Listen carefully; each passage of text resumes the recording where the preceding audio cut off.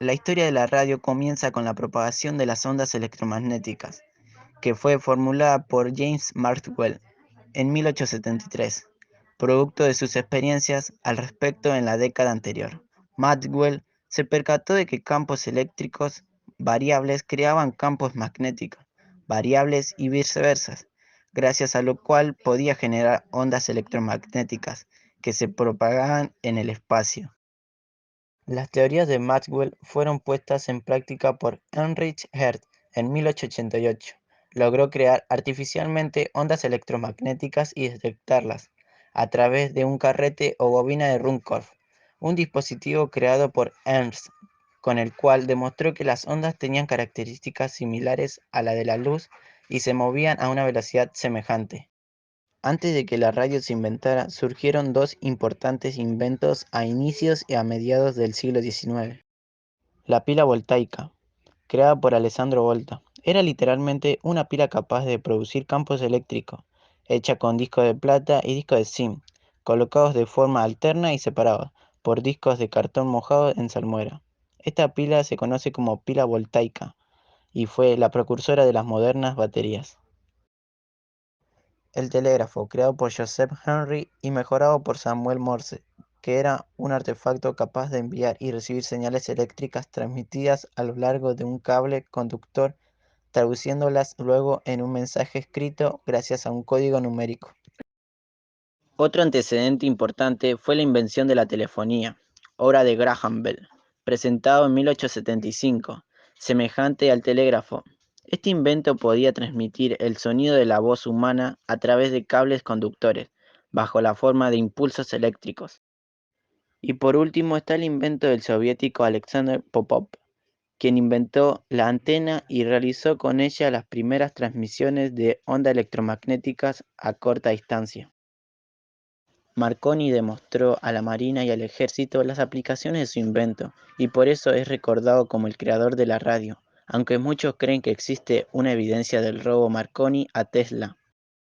La primera transmisión de radio a lo largo de grandes distancias la llevó a cabo el mismo Marconi, en 1899, a lo largo del canal de Mancha entre Dover en Inglaterra y el Boulogne en Francia, una distancia de unos 48 kilómetros. Así quedaba demostrada la capacidad de este nuevo invento, que la gente la llamaba el telégrafo sin hilo. El primer aparato de radio de la historia fue la radio galena, inventada en 1910 por los estadounidenses Henry Dunwoody y Ralph Winter Pickard. Era un aparato portátil de unos 10 kilogramos de peso, fabricado a partir del cristal del sulfuro de plomo conocido como galena. Era imposible cambiar del dial, aunque las emisoras continuaban siendo muy escasas. Las transmisiones comerciales regulares y para entretenimiento de la población comenzaron en 1920. Una de las primeras tuvo lugar en Buenos Aires, Argentina. Se trató de la ópera parcial de Richard Wagner, transmitida desde la azotea del Teatro Coliseo por cuatro aficionados: Luis Romero Carranza, César Querico, Miguel Múgica y Enrique Susini, nombrado como los locos de la azotea. 5 años después, ya había una docena de emisoras de radio en la ciudad y otras tantas en el interior del país.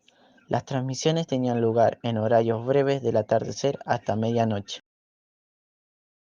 La popularización de la radio llevó a querer oírla en diversos ámbitos, entre ellos al conducir. Por eso en 1927 se produjeron y promocionaron las primeras radios para automóviles, especialmente las de la marca Philco Transtino.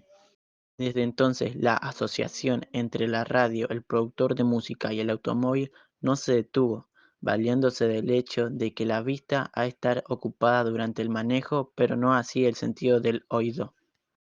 En 1948 se revolucionó el mundo de la electrónica con la aparición de los transistores, obra de la empresa norteamericana Bell Labs, artefactos semiconductores capaces de interrumpir, atenuar o dejar fluir una corriente eléctrica. Este artefacto permitió en 1950 la aparición de la primera radio de transistores, obra de la empresa alemana Intermetal. Estas nuevas radios de transistores eran más eficientes, livianas, económicas y pequeñas que las tradicionales, que en las siguientes décadas dispararon la producción de aparatos de radio en millones.